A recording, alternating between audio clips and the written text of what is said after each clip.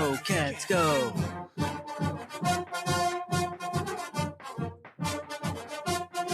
Go, Cats, go.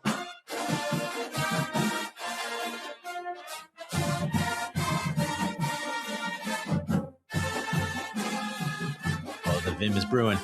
It's so brewing. So much brew. Well, boys, that was awesome. We're vibing tonight.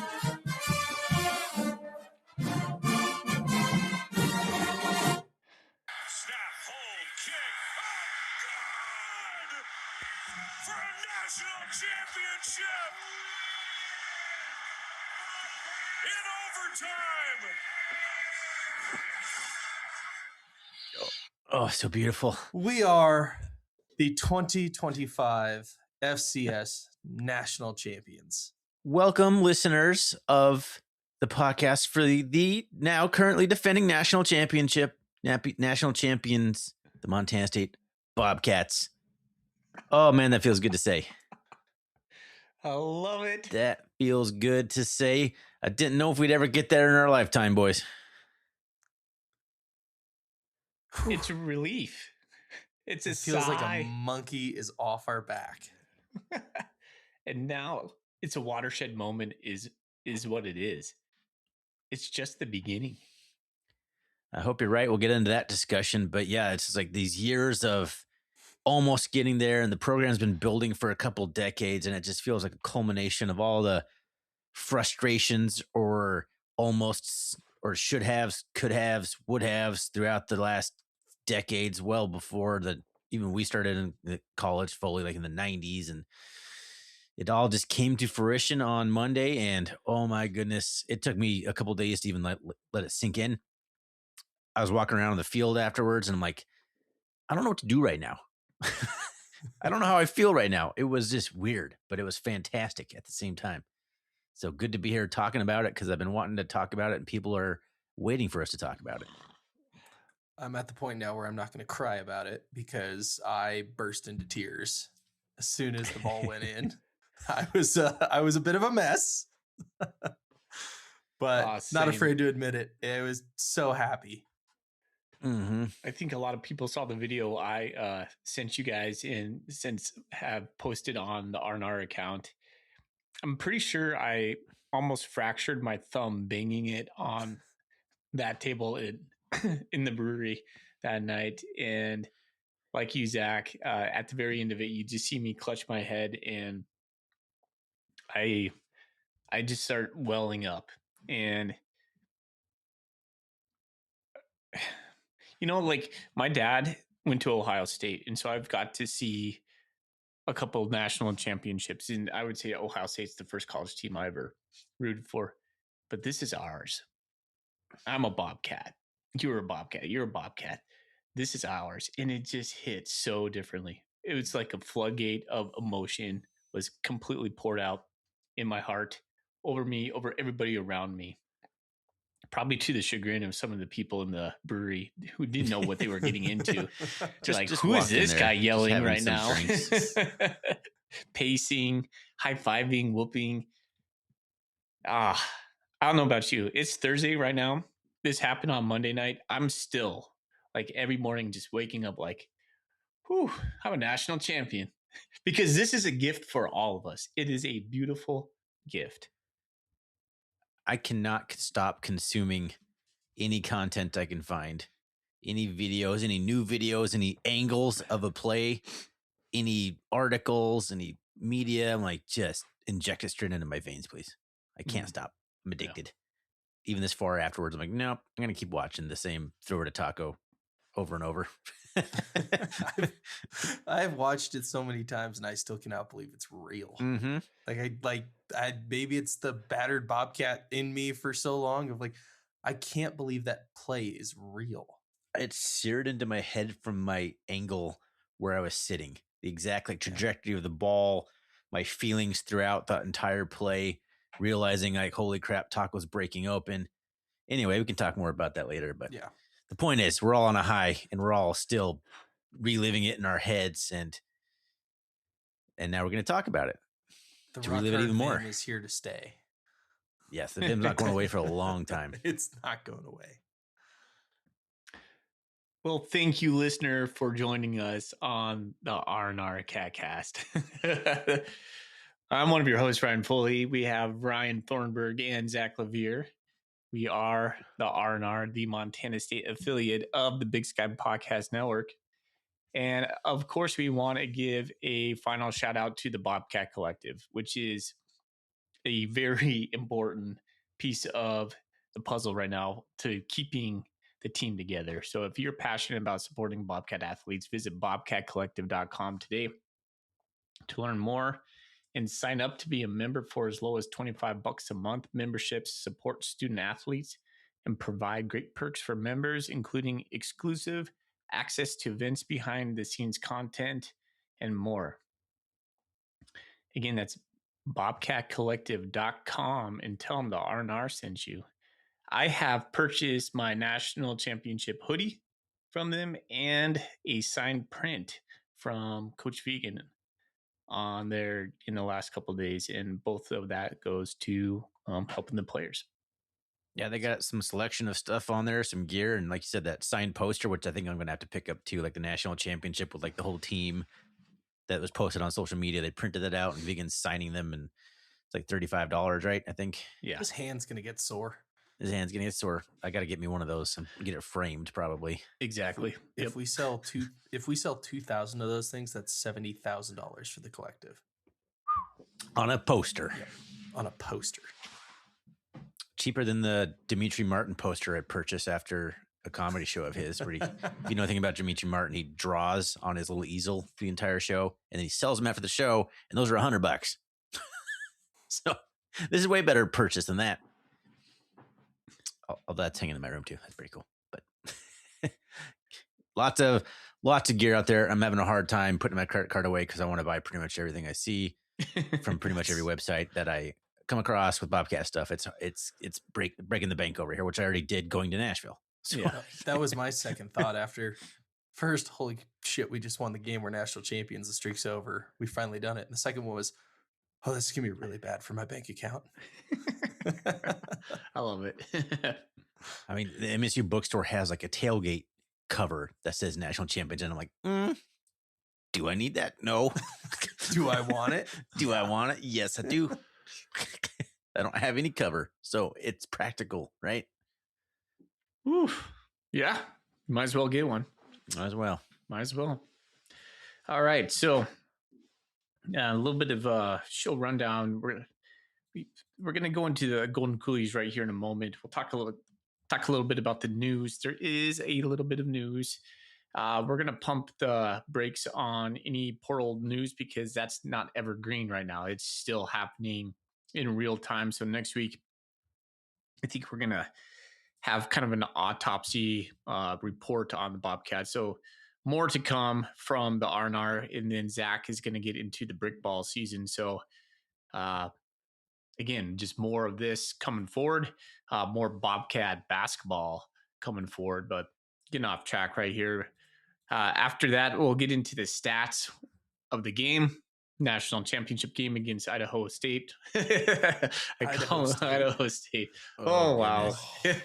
Excuse me. Illinois State. I think I did that on the preview episode, didn't I? Red Birds. I'm You pretty sure I see called them Idaho ISU and it just rolls off your tongue. Yeah. So there it is. We're used to it. We'll get into the game recap too. I think with big games like this, our formula typically is to go drive by drive to relive the moment. And I think it best captures what we were feeling, and the commentary that comes up during that time is so good. And it just catches kind of everything we want to talk about the game. So we'll go drive by drive and recap that. And then we're going to finish with Golden Coolies today. You said we're going to start with Golden Coolies. You know that? Golden Coolie questions, excuse me. Well, what's the difference? Well, first, we got to talk about what's in our Golden Coolies. Oh, geez. I don't know what I was thinking. I was thinking of the questions the whole entire time. I Like, got are you like trying to punk me right now? No, I don't know. In my head are the questions the we are entire going to time. Okay. we are going to shove some Nashville talk in between the game recap Yeah. and some Cooley stuff. Yeah, because Zach and I know. both went, and I'm sure we have lots of things to say about Thorny Nashville. and I have a lot to say. So let's All get right. into it. What's in your golden coolie? That's the Golden Coolie and not the questions that pertain to the Golden Coolies. Golden Coolie beer segment is brought to you by Wilbur Ellis. Go see Shea Richter and Company up in Fort Benton for all of your farming and fertilizer needs. I feel safe now. I'm drinking it. I'm drinking the Kettle House Snowblind White Stout. A big beer for a big time win from Missoula. Somehow that feels like rubbing it in their face a little bit. So I'm going to do that to enjoy gloating over Missoula, even in drinking a beer. Suck it. Suck it. Suck it. Oh, 1993. All right. I got an early morning. I had my celebratory beer a little earlier today, but I had to do it. I had my Jeremiah Johnson Honey Hefeweizen. Tasted like victory. I said I wasn't going to do it till we won a national championships. I had my Jeremiah Johnson, and it was delightful. I can already tell what Foley has. I knew this is coming. We all and I knew have it was questions coming. after you announce what you have. We have a lot of listeners asking questions. Yes. Of Go course. ahead, Mr. People Foley. want what was promised to them. The Celebration beer, Sierra Nevada Pale Ale, the one and only, the one that has been waiting all season long. Finally get to get it. Have you had a sip yet? Yeah. Cheers, Mike. Hashtag no pale ales. Well, no clearly longer. it got us the national championship, so now you can never have a pale ale in the regular season ever again. Yeah. I'm sorry. I'm not ready to go there. It We just won a eliminated national a lot of championship doing selections. It worked. It worked. Took us to the natty. So Guys, everything we did this year worked. So whatever we did collectively, whatever underwear you wore, whatever flag, whatever shirt, hoodie, hat you chose, it all worked. if you're not going to hold up your end of the bargain, I'm not going to hold up mine. Does that mean I have to go to every game again next year? Oh no, darn. Oh, jeez. I made all 16. That's pretty impressive. That is insanely impressive. Yeah, that is really impressive, Zach. Well done, man. As the loyal correspondent of the show, I owed the people in-person insight. I mean, when I was in college for my 5 years, I missed 2 games.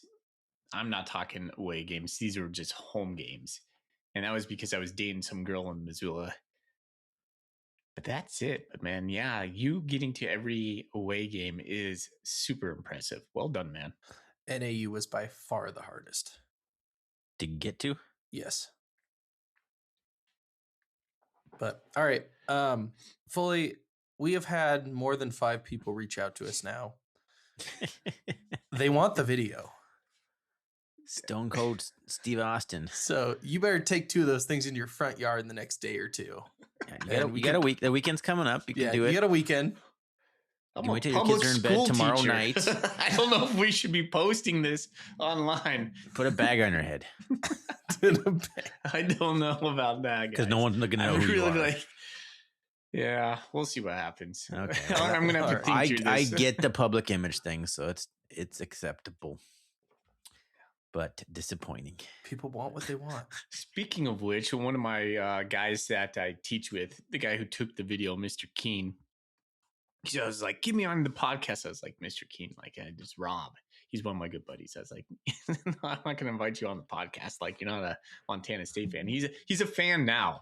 Like, that's the cool thing is I got to see some of my teacher friends become Bobcat fans, and he's like, "Who's that Rocky guy? He's my favorite." Rocky, I was like, the Italian stallion. He's like, "Yeah, he's my dude." And so he's a big fan of Lincioni, but he was so he teaches PE, and he leaks out to the kids come to class on one of my periods, and they're like, "Hey, Mr. Foley, Mr. Keen told us that well, first they showed us a video of you freaking out at the national championship game," and I'm like, "That fits." And they're like, "Oh yeah, Mr. Keen told us you have a podcast." And I was like, because I don't like to talk to the kids about like my podcast because, you know, there's a lot of adult themed stuff that we talk about here sometimes. And I don't want a whole bunch of 11, 12-year-olds, you know, viewing in and going, "Hey, Mr. Foley was, you know, doing What's a this C or and a that." So it's a little bit, it's out there now and I've been avoiding it. And they're like, "What's its name?" I was like, "I'm not going to tell you." And girl goes, "Can I find it on Spotify?" And some boy goes, "Oh yeah, it's there. I know what it is. Talk to me after class." So Yeah, that's where we're at. Thanks, Rob. Appreciate it, buddy. It's awesome. Like I went into work. I got back on Wednesday and just coworkers talking to me like, I watched the game. It was a crazy ending. It's exciting. Like, I think it's happened to pretty much anybody who's gone back to work in places that aren't Montana. People are like, that was a cool game. Like everyone's kind of, got a lot of publicity. So it's pretty cool to see other people kind of take notice and maybe become Bobcat fans out of it. On the morning announcements, they said, congratulations to Mr. Foley for the Montana State Bobcats winning the national championship. And I was like, that's awesome. I didn't say that. My wife dropped off blue and gold balloons for me even before I got to work. Tuesday was awesome. That's sweet. It was. Oh, man. It All feels right. so good. Hold on. Before we so good. get Pretty into awesome. the whole Nashville stuff, let's talk about the news. Our cornerbacks coach is going to be the offensive coordinator at Northern Arizona. Defensive. Defensive coordinator, of course. It'd be pretty impressive if he went from cornerbacks coach to OC. We had heard about this earlier prior to, and we were kind of waiting on it. It is official now. So there it is. Yeah, he just started retweeting a whole bunch of NAU commitments on his Twitter feed. Like people are like, what's going on here? Trenton Green. Good for him. Well, he coached some guys that were super awesome this year. So I don't know much about him as a coach, but the cornerback unit was fantastic. So Thanks, Coach. Good luck. Thanks for everything, and good Not too much luck, but some luck. Good luck outside Grace. of one game a year when we play you on the schedule. Do we play the Lumberjacks next year, Zach? I think they come here next year. That'd be nice. I haven't put one single Not thought sure. into next year right now. I'm so absorbed in the moment. All right. Why don't you guys talk about Nashville? I'm interested to hear it. All right, you want to take it, Zach? Yeah. So I only spent 44 hours there. I got there 4:00 on Sunday and left about noon on Monday after a very short night of sleep. I'll just start. That airport is beautiful. It was like uber nice. Nashville as a downtown. So me and Thorny had his kid with him. I had probably a more adult experience, put it that way. First time to Broadway and pretty awesome. Like it was super sweet. Great bar scene, great social scene. It just felt like it was a much better, I think Coulter used the term Olympic like village. It just like felt like everything was way more connected than Frisco. It's like texting Bobcat fans, where you at? Oh, I'm at this bar. Okay, that's like 2 away from me. Mm-hmm. So it just felt like everybody was more centric. Yeah, And my that friend made texted me, like trying to find him. so He's much like, easier. I'm at this bar, and I walk out of this place I'm in, and look across the street, like, oh, it's right there. It helped you run into people like, oh, hey, there you are. Like, oh, you're down here? Sweet. Like it made the experience of being like a fan and sharing the fandom better. The food scene is really good down there. I mean, it's Southern comfort food. I like fried chicken. It's fantastic.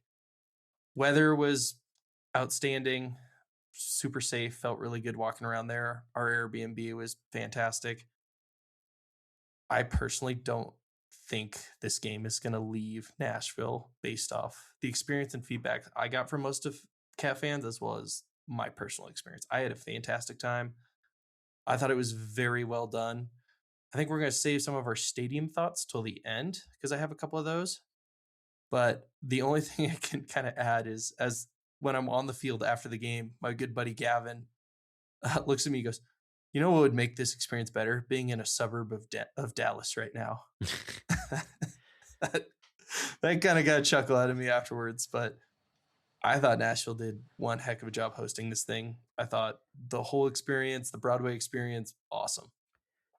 Well, I'll tell you, winning a national championship in Nashville, again, I had my son, so I did not get to experience this, but friends were sending me pictures and reels and stuff. Like the party went on till 3+ in the morning because the bars are legally allowed to be open until 3 a.m. in Nashville. Yep. I closed down Kid Rock's bar. That was pretty awesome.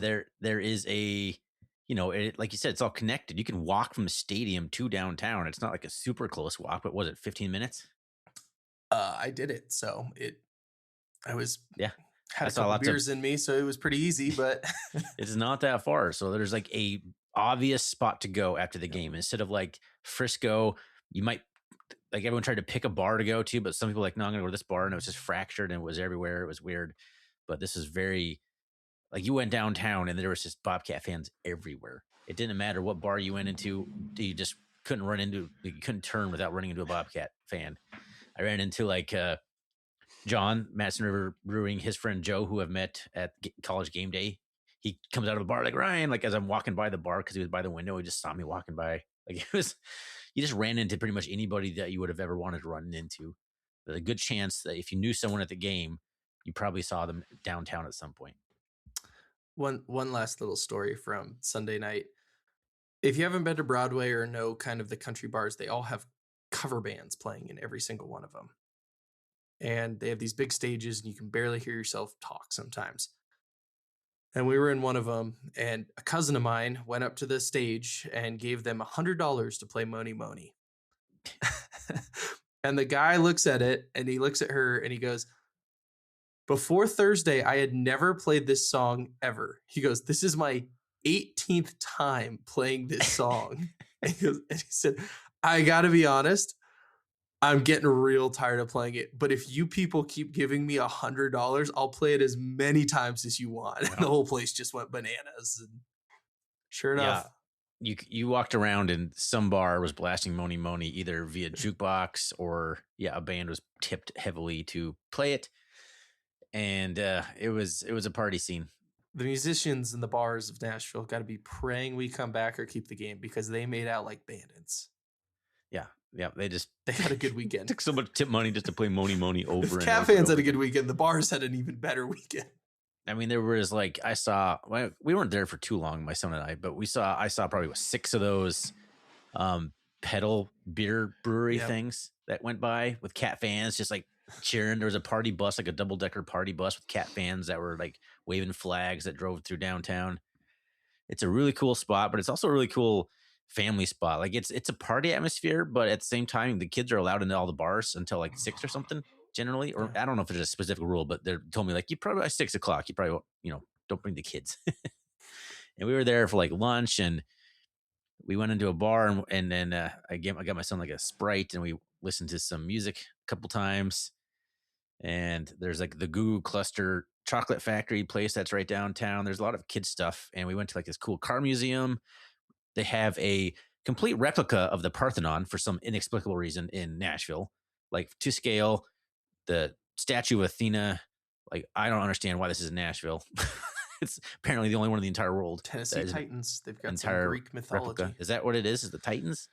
Well, that's why Tennessee Titans. There's some Greek mythology thing to Nashville. Not sure how. Is there a whole bunch of Greeks that just settled in Nashville that I don't know about? Anyway, so that was a cool thing we did. And did you have any Nashville hot chicken, Zach? Yeah, I did. Which one did you have? Hattie B's. It was. You had Hattie's? I love Hattie B's now. I had Prince's, and it was spicy, and I had some problems for a good day and a half. I'm very glad I had it on. Hattie B's hurt me the day after, but it was I'm very glad good. I had it Sunday at lunch because it cleared up late afternoon Monday. If I'd had it for lunch on Monday, I would have missed probably half the game. And I only got like the hot out of like the 4 out of the 9 or 5 out of the 9 scale, and it almost killed me anyway. It's so spicy. I love grits too. Getting like good quality grits, solid. I had some fried catfish at this little place that they start bringing you the fixins when you get in there. That they just bring you like hush puppies and beans and coleslaw. Like as soon as you sit down, whether you want it or not, here's some hush puppies, and then you order your food, and it's like a bottomless fixins, they call it. That was pretty good. They had fried chicken, and I had catfish, and my son had catfish because he'd never had catfish. So it was a good time. I highly recommend Nashville. I had a 10,000 time better experience enjoying the town outside of the game in Nashville than Frisco. We went to Frisco twice, and I hope it never goes back to Frisco. Agreed. Roger Fisher, one of his golden coolie questions asks, kind of pros and cons of Frisco. Obviously, you guys just detailed a lot of pros. Were there any cons to not Frisco to Nashville compared? The $78 parking ticket I got on Broadway my first night for being 15 minutes late to my car. Did you park on the street? Yeah, and I paid for 5 hours, and 5 hours and 15 minutes later, I came back to a $78 parking ticket. That's pretty brutal. I wasn't happy about that, but no, I thought it was very walkable, very friendly people. A lot of people like in the town who had nothing to do, being like, "Why are you here?" Got a lot of that. Like, why are there so many of you? It's cool because I got there like at noon on Sunday, and there was probably 20 bars that had like live music going on Sunday at noon. I'm like, what's happening? Where am I? It's almost like a country Vegas strip. Like that's like three small. blocks. I thought it'd be bigger. It's only than like it 3 was. blocks. Yeah. But there's also many of them are like 2 or 3 stories. It's crazy. It's a good time. Was there certain like Bobcat hangouts, or was it just everywhere? The bar stool was the main designated place as per the Bobcat Collective, but it was not family friendly, so I never made it over there. It was 21 and over all the time, is what the website said. I spent maybe an hour in there. That was cool. Other than that, like you couldn't. I guess it was just blue and gold everywhere. Kid Rocks was where the team went pretty much after the game. Well, according to Sam Herder, it's going to be there next year, and then it's going to go to a bidding process. He said Frisco is going to have a strong bid. I imagine Nashville's going to want to keep it there as well. I don't see it going back. We to will Frisco. see. It's kind of a slow season for Nashville, so I think they appreciated the income of Bobcat fans traveling in during a time that's probably not very busy for them normally. So about 18,000 Bobcat fans. And then there was thousands of Illinois State fans, so 24,000, 25,000 attendance at the game. Which at least still half those doesn't people feel are right. downtown at some point. So, yeah, I had a really good time in Nashville, and I would love to go back to Nashville without a child next time to really take in the experience. I had a great time with my son. We can talk more about that later. It's super awesome to share that experience with him. That was his first Bobcat game he's ever gone to. Like, what a start. Goodness, kid. It's only downhill from there. Now he just has to go to MSU. He was already like a big Bobcat fan because, I shoved Bobcat stuff down his throat and make him watch football games like any parent does to their kid. But that like cemented him, I'm pretty sure, forever. So that was really cool. It's a pretty good experience. Yep. All right. Stats. The stats segment is brought to you by Pronghorn Wealth. If you haven't looked at the stats on your company's 401k since The last time the Grizz won a national title. Oh man, that's great. Reach out to Kendall at Pronghorn Wealth to benchmark your current plan fees. Visit pronghornwealth.com today to get started. All right. I'm going to do the normal thing. This is just like a normal game recap at this point, but is it? It's not normal at all. But let's get into it. Bobcats survive 35-34 in overtime, the first national championship overtime in the history of the FCS. Let's get into the stats. The Redbirds out first down the Cats 33-20. The Redbirds go 7 for 14 on third down, 2 for 2 on fourth down, while piling up 471 yards of total offense, 311 through the air on 33 of 46 passing attempts for just 6.8 yards per pass, 160 yards on the ground on 38 attempts for 4.2 yards per carry. The Cats go 3 of 9 on third down and 1 of 1 on fourth down, 381 yards of total offense, 280 through the air on an efficient 18 of 27 for 10.4 yards per pass, but just 101 yards on the ground on just 24 carries for 4.2 yards per rush. If you've done the math in your head on what I just said, you're going to realize Illinois State ran a whole lot more plays than we did. This doesn't tell me. I had it up earlier on ESPN. What was it? It is 84 plays to 51. 84 to 51. There you go. That's absurd.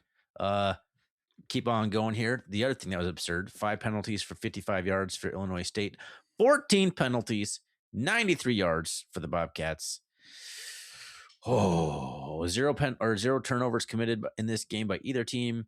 And Illinois State pretty much doubled us up on time of possession at 39 minutes and 41 seconds to just 20 minutes and 19 seconds for the Bobcats. In the red zone, the Redbirds were 4 for 4. We were 3 for 3.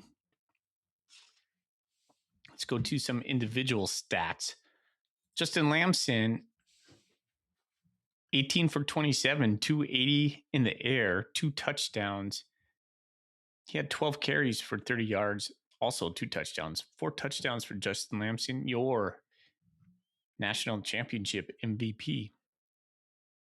Taco Dowler, 8 catches for 111 yards, 1 touchdown, and he had 1 carry for 22 yards, an ankle-breaking touchdown. So he counted for 2 touchdowns alone.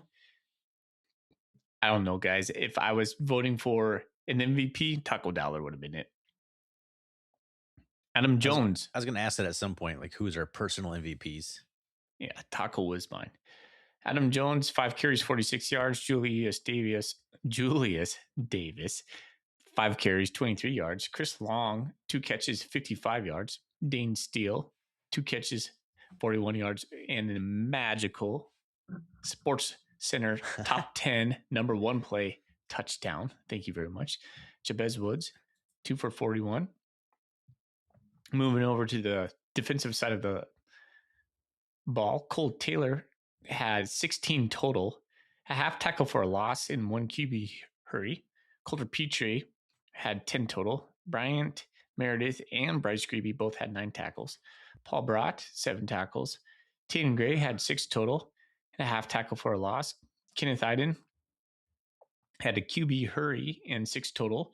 Jason McMillan, 4 total. He had a pass breakup and 1 blocked kick, or a important field goal attempt at the very end of the game. Hunter Parsons had 4 total. He had a blocked extra point in a QB hurry. Miles Sandstead was 5 for 5 on his point afters. He attempted no field goals. Moving over to the Illinois State, Tommy Rittenhouse was 33 for 46 for 311 yards and 4 touchdowns. He was 6 for 20 on the ground. Victor Dawson, 29 for 126. He was a load. I want to talk about that guy in a little bit. Dylan Lord, number 4. He had 13 catches for 161 yards, 2 touchdowns. The redshirt freshman, by the way, who's in the portal. Yep, he's gone. And senior Daniel Sopkowitz only had 5 catches for 52 yards, but he did have a touchdown. Those are your stats. Man, if you just look at the stats on this game without the score, you're not thinking that Montana State won this football game. This game doesn't make a lot of sense. Well, neither did Illinois State's win over North Dakota State. I've tried to wrap my head around it. This game doesn't make any sense. No. So after reading the stats, buy or sell, did we deserve to win? Yes. Yes. And I'll tell you why. This is very similar to what happened last year to the Bobcats. Like, we came out and we were the ones that were dialed in, and we jumped out to a big lead, and Illinois State figured it out. They kind of settled in. I think they got their groove back, the magic that they had from their playoff run. And this is a situation where if there was a 5th quarter, the Bobcats probably lose this football game. Just like last year, I think if there's a 5th quarter, the Bobcats beat North Dakota State.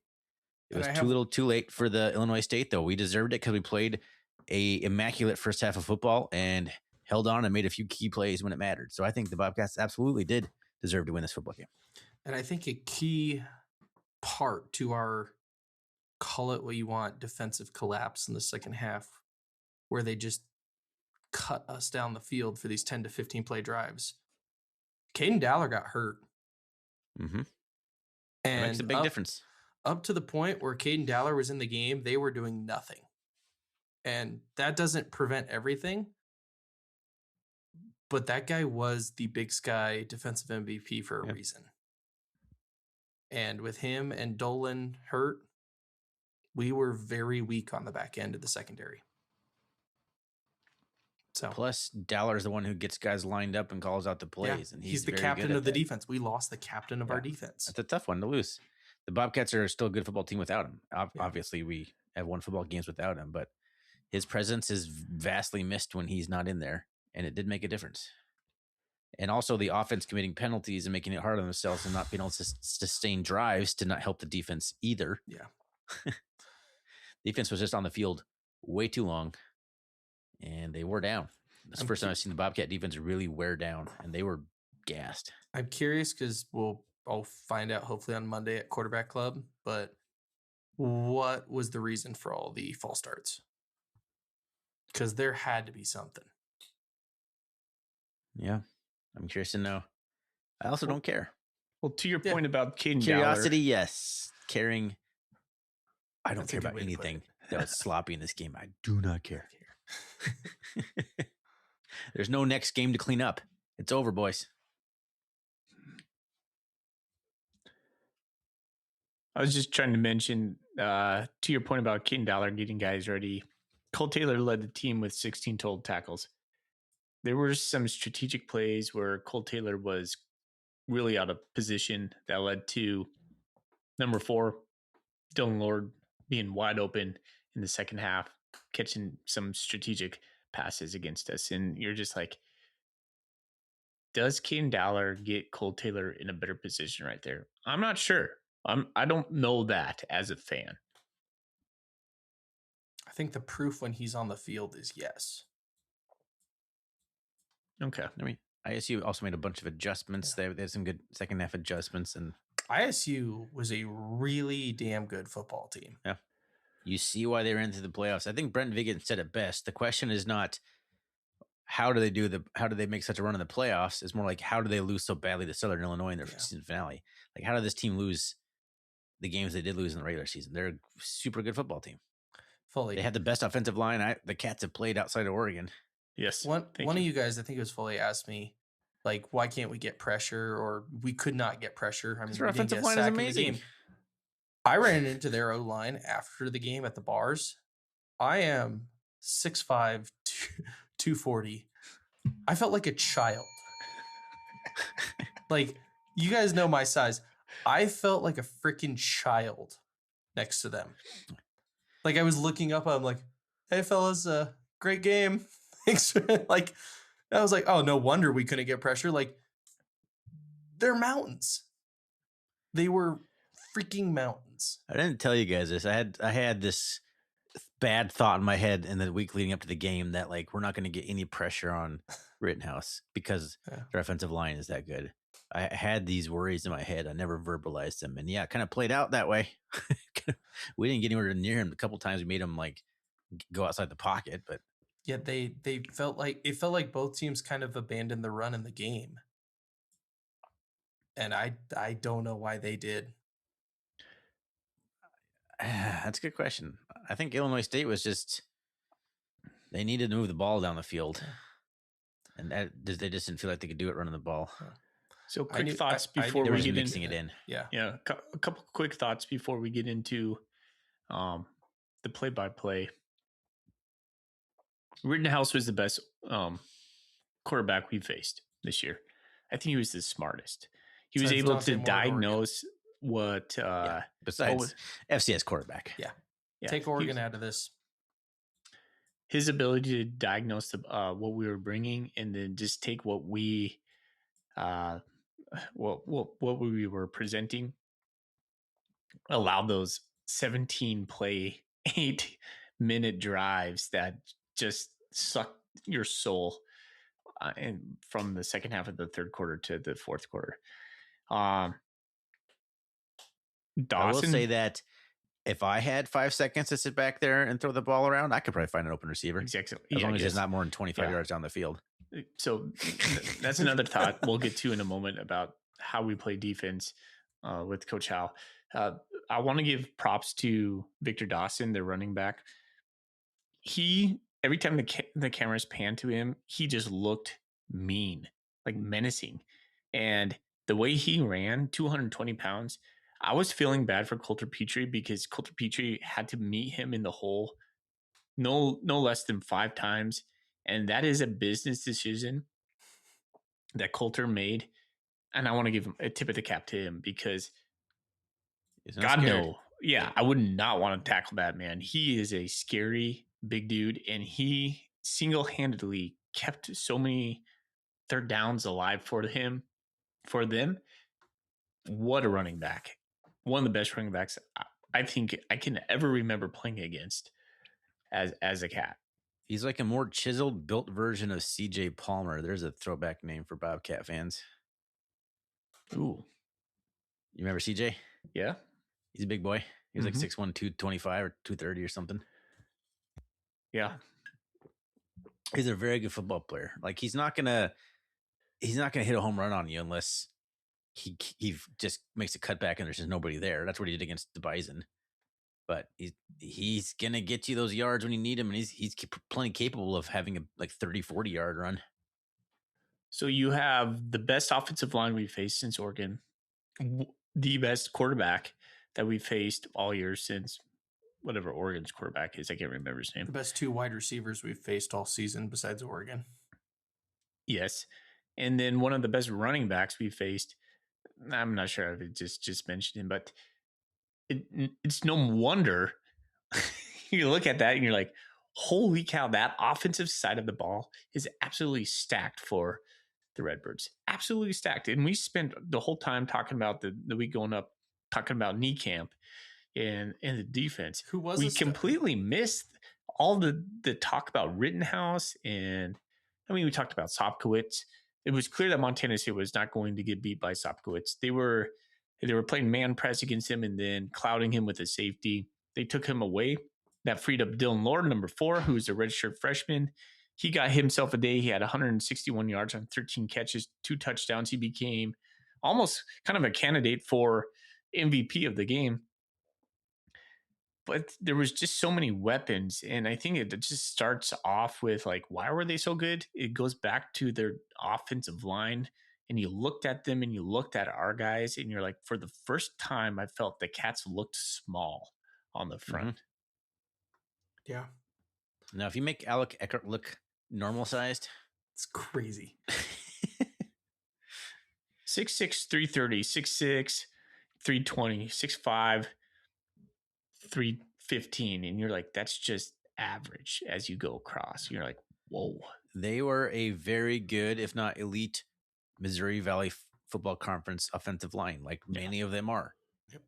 Like it was Illinois State, but it could have been South Dakota State. It could have been North Dakota State. This is like what you see from this conference. You could have slapped those boys in helmets with a bison on the side and they'd look not out of place. Nope. No, in fact, the Bison would probably be pretty happy with that if that offensive line was there. Yeah. Straight Seriously. 5 for 5. I don't know if they'd trade him, but I don't, they wouldn't be sad at all if that was the situation in Fargo. All right. Where do you Shall wanna go? we begin? Yep. Shall we go through it? All right. All right, let's relive the game drive by drive. It's that- worth it. The environment was really Bobcats cool. Win. Getting into it just real quick there. Yeah. Oh. Anyway, sorry. We'll go. Yeah, go ahead. did- yeah. Feel free to narrate the moment being there, and because I want to know about that. I am anti in stadium host. I prefer a public address announcer to take me through a game. Mhm. That being said, their in stadium announcer I thought did a really good job. Do you mean the guy on the field, like the MC Yeah. guy? Yeah. He's the one he did it last year in Frisco, I'm pretty sure. And if I you don't know did, if he did the first one. regardless, I thought it was better this year. I thought the announcing of the game and It did doing feel it was better. It did feel better. I feel like if it was the same guy, he had more practice, maybe.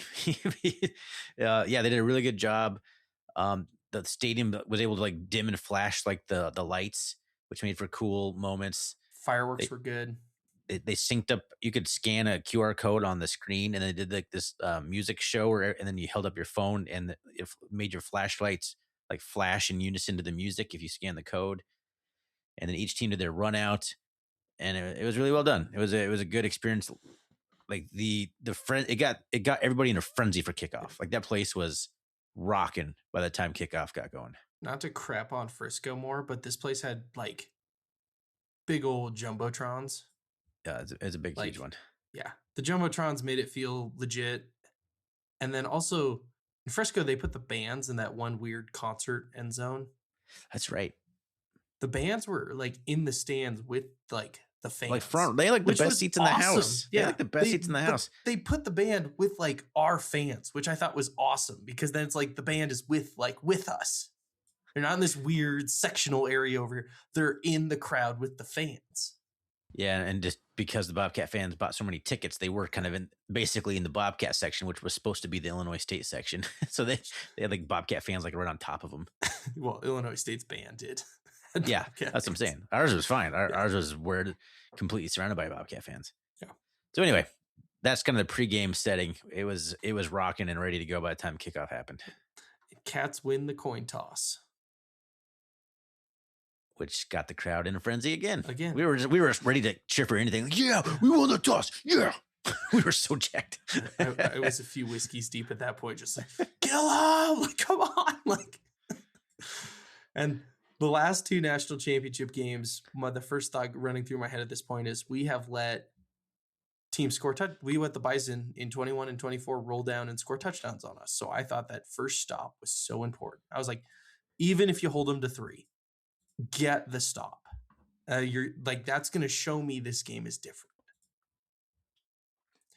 And then on the second play, we give up an 11-yard run, and the third play, we give up an 11-yard pass, and they're nearly to midfield. And I'm like, boy, here we go again. They were moved right down the field. And then a 14-yard run. And then we kind of started to hold them, and we held them to a run, an incompletion, a 5-yard penalty, an incompletion, and a punt. And the ball was on our 10-yard line. That punt felt huge in the moment. It did. Like, oh my gosh. Like, I didn't want that to be like a Missouri Valley Football Conference team that's not named Dakota State come in and march right down our throats. That would have felt like the last two. Yeah. Just switch out a red helmet for a green helmet. But we held them. I'm like, there we go, boys. Settle in. Yeah. Force the punt. That was huge. And Lamson just dialed us down the field. Couple big pass plays, couple big runs. Jones gets loose. I mean, we took several penalties in this, but Lamson found guys all over the field. He got everybody involved on that first drive. And then as I joked with somebody next to me, I said, when we got down there within the fight, I said, it's Lamson time. And sure enough, it was Lamson time for the touchdown.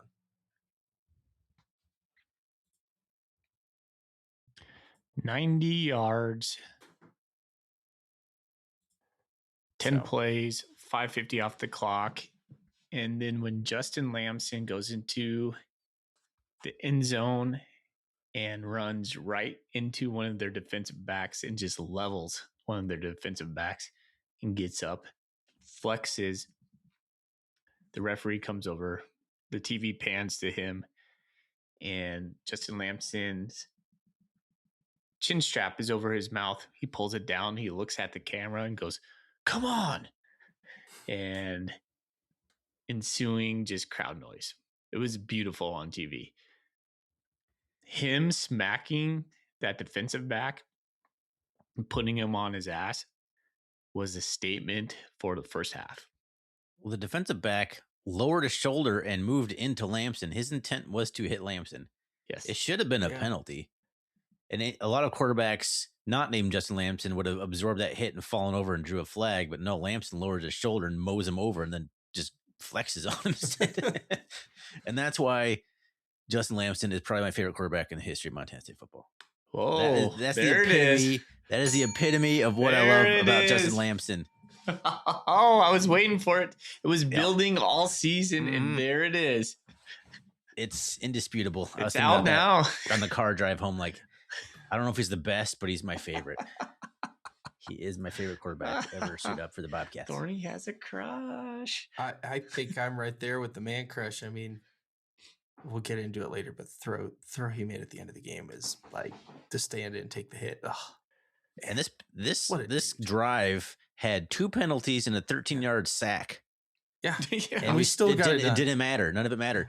We had 100 yards. I looked up the scoreboard. We had 100 yards of total offense because we went backwards 10 yards. So we started on the 10. We still had 100 yards of offense on the dot after one drive because of the penalties.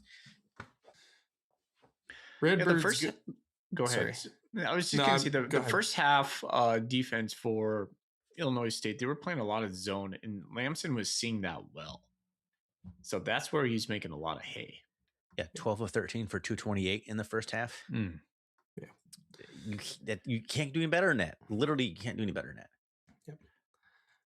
I'm not going to go play by play for the next Illinois State drive. They did start marching down the field. They had a couple penalties, a couple big pass plays. The one that really killed this drive for them was they threw to Sopkowitz, and I was in that corner of the end zone was where my seats were.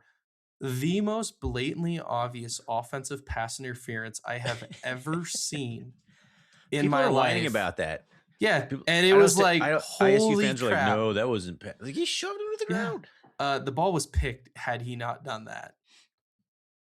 Like that was underthrown and it was going to be intercepted. I was still waiting for them to call Yeah. pass interference on us, just because that's how football No, works. it was the most obvious two-hand full extension shove somebody to the ground I had ever seen, and killed their drive. And the Bobcats get the ball back on the 20-yard line this time, a little better. And fellows, it felt like at that moment we were going to have our NDSU ass whooping national championship moment. 3.5 minutes later, another Bobcat touchdown. It plays 80 yards. A 48-yard strike to Chris Long. Yeah. After a penalty. Can we, After a can false we- start. can we just appreciate for a moment Chris Long and what he Yes, gave us thank you. this year? We were a lot of Bobcat fans, and we were kind of hard on him in the beginning because we had high expectations for him. Then he got hurt, and then he had a case of the drops in like the middle of the season. Mm-hmm. And there's a couple of games where he caught a ball and like couldn't get his legs under him, and he like to wobble and trip to the ground a couple times. And it's like, well, I guess this is kind of a bust because you heard a lot about him in the fall camp, but he hasn't had huge numbers, but he's had so many clutch catches down the stretch, like going up in the air and snagging a pass, or that one in Cat Grizz Part 2 Super Brawl where Lamson got hit and Chris Long makes the snag anyway. So he's had a great year, and he really turned it around, and I'm really good. Thank you for spotlighting his play. Yeah. He had a good game here in Nashville too. Cats kick off, and this felt like Illinois State's now worst drive of the game. They go 7 plays, 30 yards, 306, punt. And the Bobcats are getting the ball back once again. And we start our next drive off on a 12-yard run, a 10-yard pass, an incompletion, a 9-yard run, and then a sack. So incompletion, 9-yard run, sack. Yeah, 3rd and 1, we take a 5-yard sack. That's brutal. Yeah. So this was. Why are we passing it? So was yeah, at this midfield. was let's talk about that moment for a moment. I haven't rewatched the game yet, just Yeah. FYI. This is So- all my memory from Nashville at this All right, point so- in highlights. Because I felt like rewatching this game, that sack on 31 on basically the 50-yard line is a turning point of momentum. This is when the dam starts to leak a little bit for Montana State, because we're up 14-0 and we're continuing to march down the field. Illinois State has no answer for us. And so we're in 3rd and 1. And JT Reed screws up some sort of snap. So pause for a moment. At this point, we've already had 3 offensive procedure penalties, false starts in 2 drives. 3rd and 1. If we pick that up, they're not stopping us, guys. If you remember this play, Niekamp goes through the line untouched. When you watch this play was disjointed from the get-go. They were looking to the sidelines going, what's going on? What's going on? What's going on? It looked like Lamson was trying to get a quick snap. There was miscommunication with the center. Reed snaps the ball. The line doesn't know what's going on. Niekamp, just number 46, just blitzes through the line untouched and just sacks Lamson right there, untouched. So basically, this feels like a false start penalty. It puts us in 4th and 6, and we have to punt. First time we have to punt. This to me feels, if you look back on the game, we were about to go up 21-0 and put this game on ice, to be honest with you. The whole game we wanted to push this to a 3-score lead, even if it was a field goal. This was the first time where you're like, this is a big moment in the game. Yep. Because what happens after this? You're going to read it right for us, Zach. Yep. 30-yard pass play, 13-yard pass play, 5-yard pass play, 9-yard run, 3-yard run, an incompletion, 5-yard pass, just a bunch of positive big chunk plays.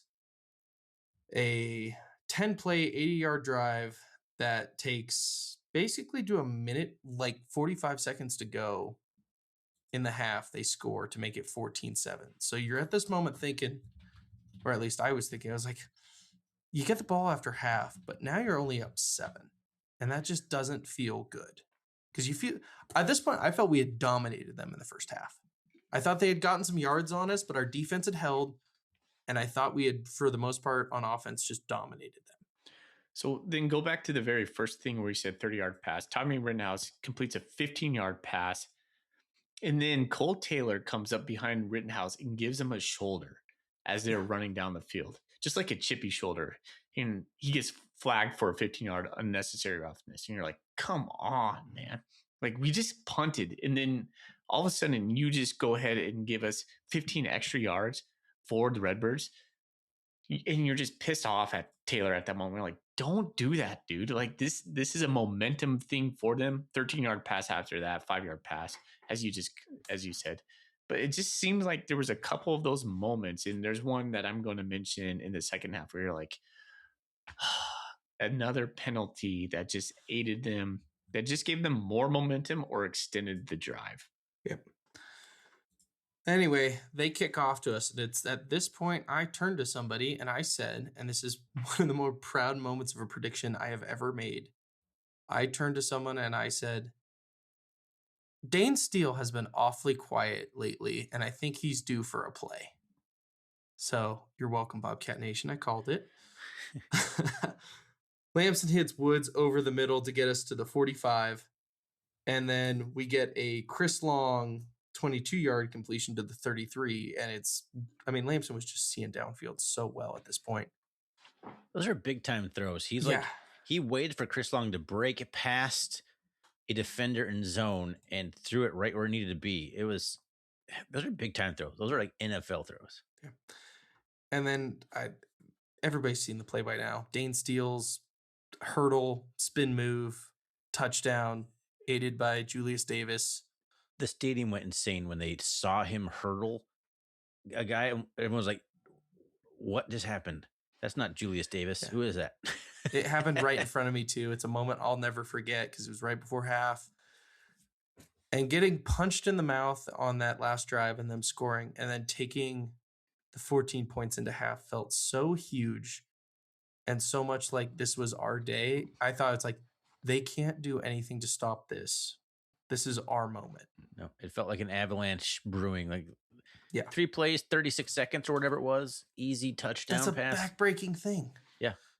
You would think that would be the beginning of the end. And yet, so after 3 plays, 75 yards, 36 seconds, which I can't remember a drive like that in my Bobcat fandom. No. There's still a bit of a thought back in your brain going, this could be 28-0. This could be 28-0. We needed that 3rd and 1. That would have just kept us marching. And who knows what happens right after that. But this should be a 3-point game or 3-score game, if not a 4-score game at this moment. I don't know if I texted this to you guys. I can't remember if I did or not. But the consensus that I had was 2 more touchdowns wins us this football game. Yeah. I said, if you can score 2 touchdowns in the second half, you will win this football game. Yeah, I think I said that too. I think Osweiler was on the broadcast saying, he goes, and just when you thought the Redbirds were gaining momentum, Montana State comes and punches back. Huge drive, 3 plays, 75 yards, 56 or 36 seconds. We kept our timeout. We're punting the ball back. They end the half on 2 plays, 10 yards, and you're going into halftime going, guys, this might be it. Montana State's going to not only win the national championship, but we're just gonna roll. Start playing Moni Moni right now. Just give us the trophy at this point. Just pack Quick it question up. about Moni Moni. Did the Cats fans catch on and saying Ichi Grizzlies go Cats go? Did they start seeing Ichi Redbirds? Some did. There was a couple each year Redbirds around. Oh, all right. All right. My section was trying to change it in my area to Redbirds. What did your son think of that? He's like, Dad, everyone is swearing. That's what he told me. It's like, yes, son. He's like, are they saying eat? He's like, whispers like shit. I'm like, yes, son. He was not too familiar with the chant because I don't do it at home. Swearing's good only in this sense. Mm-hmm. You can say you can say FTG, and you can say the other thing, and that's about it. What did you guys do at halftime? Tell me about how you were feeling and what you were doing. I was pumped, and I had to pee. A lot of people don't want to move anywhere because the stadium was such a cluster going anywhere. I think a lot of people stay in the stadium. It was cramped. So they did a big marching band performance, and they did a big drone show, which was kind of cool. Yeah. So we stayed in our seats. I forgot to mention, like during it must have been the early second quarter. My son had slowly had a headache building since tailgating. It got to the point where like we're gonna have to leave. I think like he can't be here anymore. So we snuck down and convinced a security person. Like they're like, all right, there's a hotel lobby across the street. Go over there and see if you can get some medicine. We walked over there, and we were able to find some Advil for him, and that really turned it around. We got him some Advil, got a hot dog, a horrible hamburger, and some fries. Went back to our seats. So I missed like Lamson's like rushing touchdown, the second one. But by halftime, we were feeling good, so we stayed in our seats the entire time. It was a party. Everyone was feeling good about the Cats at that point. Yeah. But I think the team was thinking Moni Moni. I think the team was thinking. Sweet. We come out in the second half, 5 plays, 19 yards, minute 50, and a punt. A tale of two halves, boys. And that's what this game was. The tale of two halves. They were very different halves. And this what I'm about this is to after read, Jabez Woods returned it for 31 yards too. Yeah. And shout out to Jabez Woods in the kick return game. He had some really good returns. Good day. He did, didn't he? The Redbirds go 17 plays, 85 yards, 7 minutes and 32 seconds for a touchdown. Mm-hmm. That didn't feel good. Yeah. And that was my kind of WTF moment of the game of, wow, how many times have we heard that? Like this game for so many factors was a culmination of all the frustrations I've had as being a Cat fan for as long as I've been, of a team nickel and diming us down the field for a touchdown. We also had 2 pass interferences on Seth Johnson on this drive. We had him off the field twice too, but well. And this is the one that we had the big goal line stand, and that was the fumble. Yep. Which, how'd that look on TV? It was I watched a replay when I got back to my hotel. It looked like a fumble to me. It was a fumble, and they recovered it. So. Well, I'm just saying, like, people were saying, like, he was down. No, like, I watched a replay. I'm like, no, that looked like a fumble. It looked like a fumble to me. Because that would have been awesome if we would have gotten it. That would have been incredible.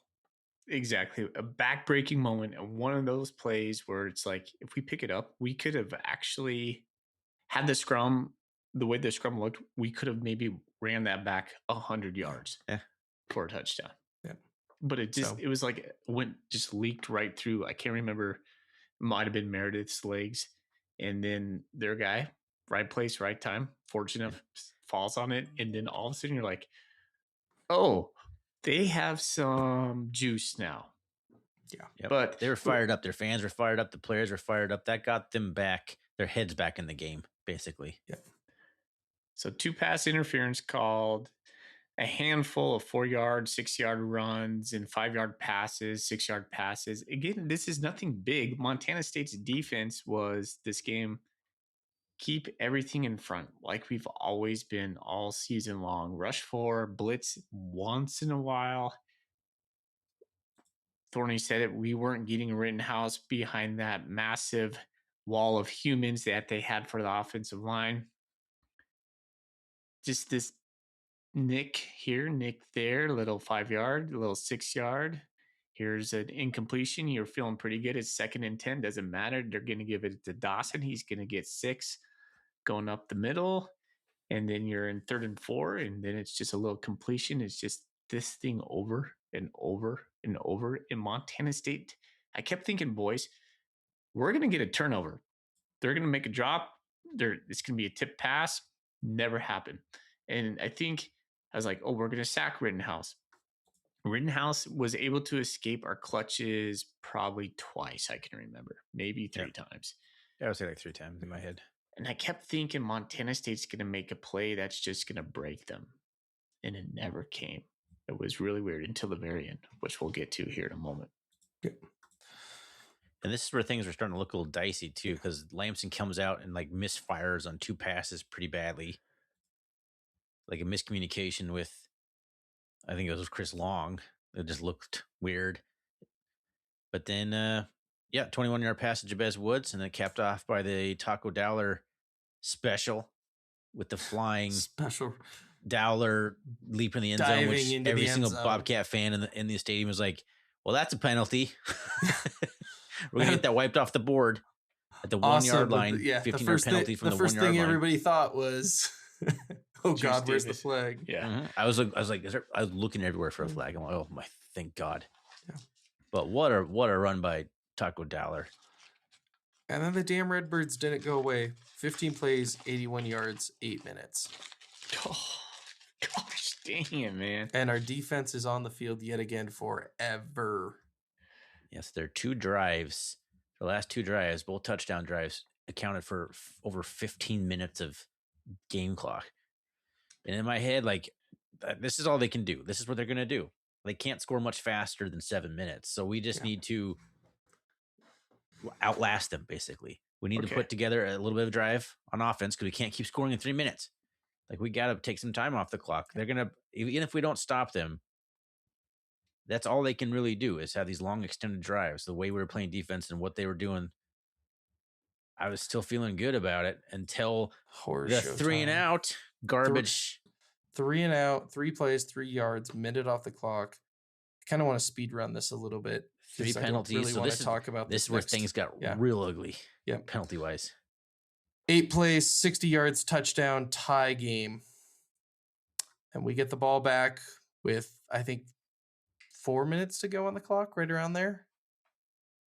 And we go 3 plays, minus 8 yards. And we are punting to the Redbirds. Basically, a little over 2 minutes to go. So we had 2 drives. Our last 2 drives were 6 plays for negative 3 yards. Yeah. It's special. And this is where the false starts really start racking up. Yep. And you're going like, what the heck? Zach, I'm going to pause you for a quick minute because there was a consequential play. One of the plays I thought was key to this game. If you go back to about, it says, at the very beginning of the 4th quarter, I'm not sure if you guys noticed this, but we had them in 2nd and 10 and they had an incompletion and you're going, holy cow, they were on our 26, but it's 3rd and 10. Zach Cruz has a personal foul, hands to the face. And if you watch that back, he certainly had hands to the face. Him and number 76 were going at it all day long. But 76 was selling it like, hands back, face back kind of deal. It would have been 3rd and 10. And who knows, right? You don't know because they're in 4 down territory at this point. It's 4th quarter.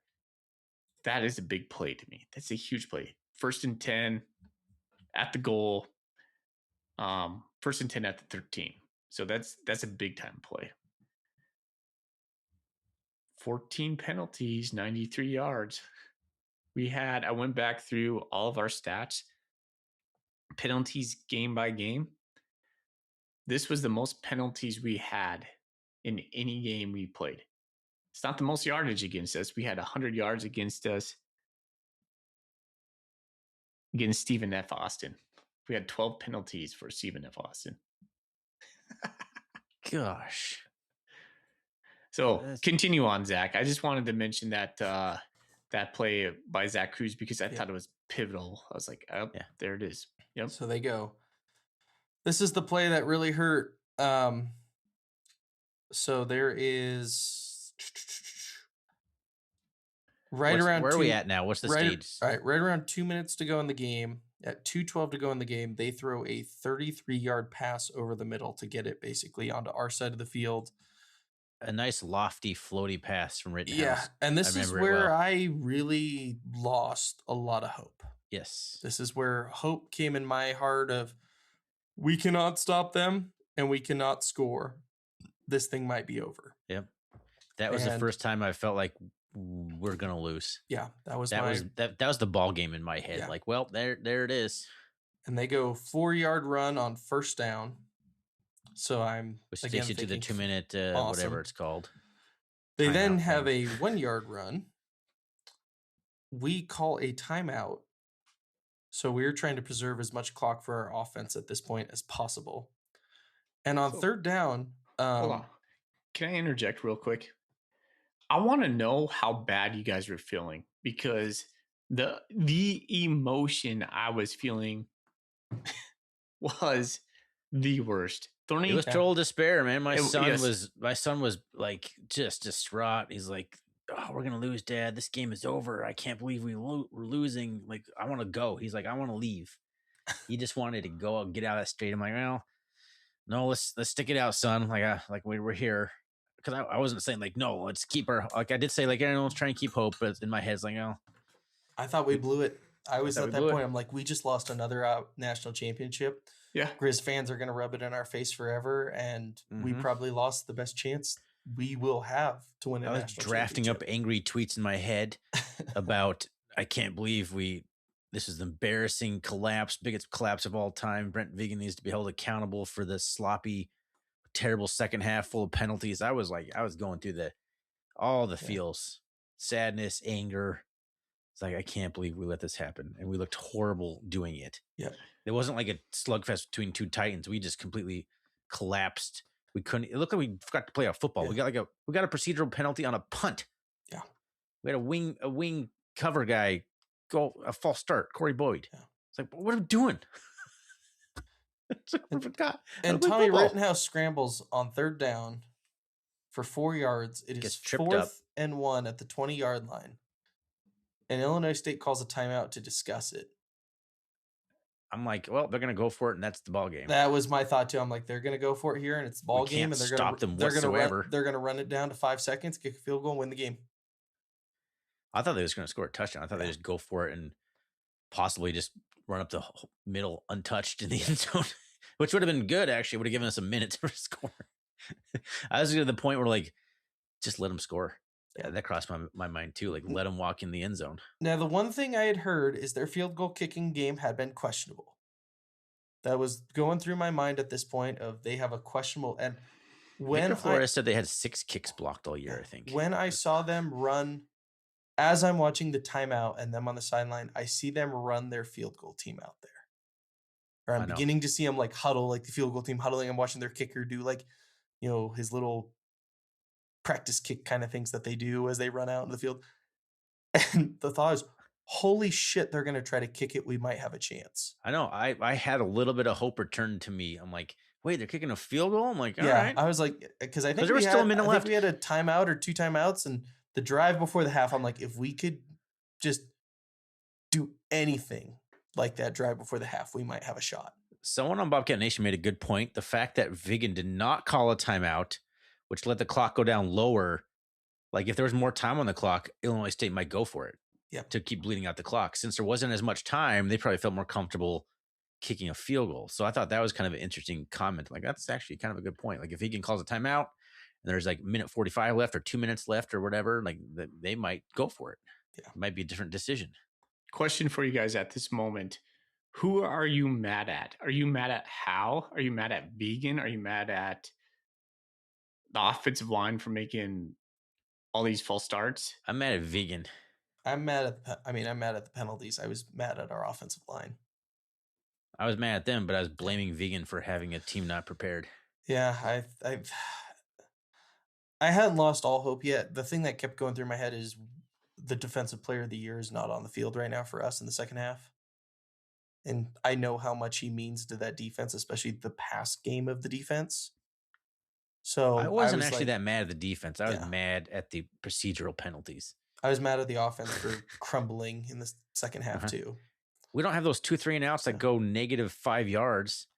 This probably doesn't end the way it does. So I don't know. One of I those, was just hold on, and in one of those 3 and outs too, they had a procedure penalty where they were offsides. Dane Steele had 2 steps on the defensive back, so Lamson lets it rip. He misses him by maybe a yard or 2. That's a walk-in touchdown. Yeah. Hits him in Great. stride. Great headsy play by Lamson to realize he had a free play. Yeah. Put up there. Don't want to miss that one. Sorry. Go ahead. So we get to the point. There is a minute 3 on the clock. And we make up to this point the greatest play in Bobcat history. And I'm like, oh my God, we're going to win the game. When I see that kick get blocked, I thought we were running it back. I did too. I Seth thought Johnson just Seth picked Johnson, it up perfectly. He had a second and he stumbled. And if he doesn't stumble, I don't think they catch him.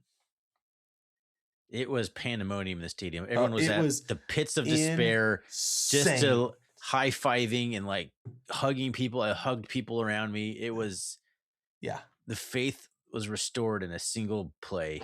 Yeah. It was pandemonium. It was emotional roller coaster. Oh my goodness. So Elation. Who was the national account on this that said this game is drunk? And it's like this Mike game Golick has pissed, Jr. yeah, this game has pissed its pants, Yeah. put on new pants and pissed those pants. Like it just got to a point where, like, I thought we were going like to roll down, and the way Sandstead has been kicking the ball lately, I thought you only need a few more yards. Yeah. I mean, how far did he return that? He returned it to the Illinois State 45. Yeah. So we needed like, what, So- legitimately 15 yards? Yeah. So we need Ryan, 15 yards in a minute. Ryan, like it was interesting how this game was playing out because the feed that I was getting at No Lie was about 30 seconds behind. It was super nice actual. to be there for once and not be the victim Yeah. of Zach tweeting. Zach So- texting me something that happened Yeah. like a minute before it happens on my screen. My phone blew up before I saw like block. the block. And so like Foley's fanatics, you guys, multiple people, they're like, oh my gosh, just like all capital letters. I was like, what's going on? And then all of a sudden Jason McMillan blocks it. I was like, holy cow. But it was like tipped off. So I didn't actually get to feel the moment that you felt. I saw my phone come and it was like ecstaticness. And this actually happened at the very end of the game too. So it wasn't that I saw it in live time.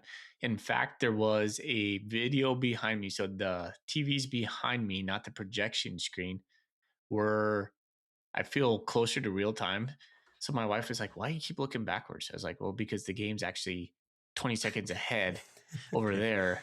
And I had my phone up too. Sometimes like ESPN, have you ever watched a game like the drive chart on ESPN? It'll be like a little bit ahead of what's going on, like if you're watching on TV. So I was trying to get the most in time up to date. And then they switched off the TV and went to like something else on the backside. I was like, shit. So you guys blew up my phone.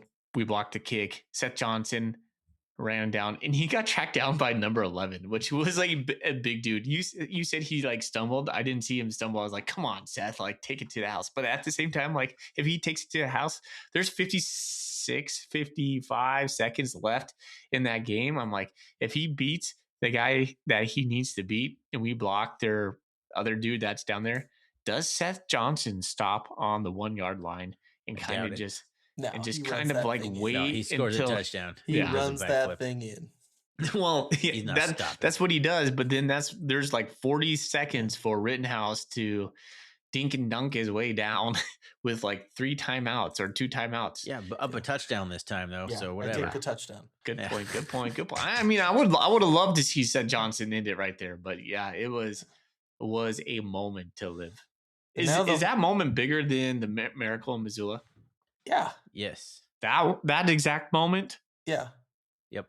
Okay, the block I at the agree, I bank agree, was I bigger agree. than the Miracle Missoula. Yeah. I felt and more then despair. probably comes the most infuriating 5 minutes of Bobcat football.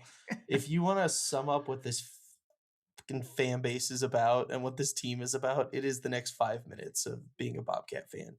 So we start out with a 8-yard pass to Dane Steele. So it's like, all right, now we're cooking. Lamson's cooking. We're going to, we got this. And then he takes a sack.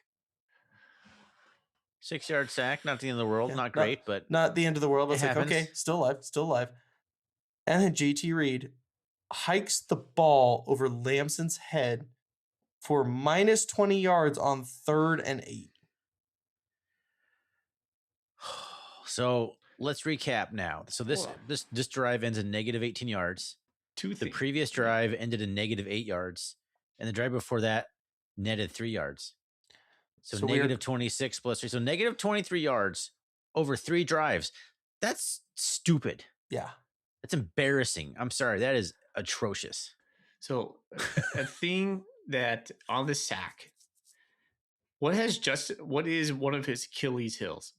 It is trying to take over the game when he shouldn't take over the game. In this moment, if you watch this I've play never back, thought that once. well, in some plays, have you ever seen Justin pull the ball too early and go If I for was the on the run? ball too Yeah. long, Yeah. that's not how I'd classify it I as. don't know. trying to take So over the this game, though. this was a classic one where he pulled the ball too early. The field side was open. If he sees it, he escapes. It's wide open. He pulls the ball. He looks. He has one read. He pulls the ball. He goes right into the pocket, and then he gets sandwiched right there.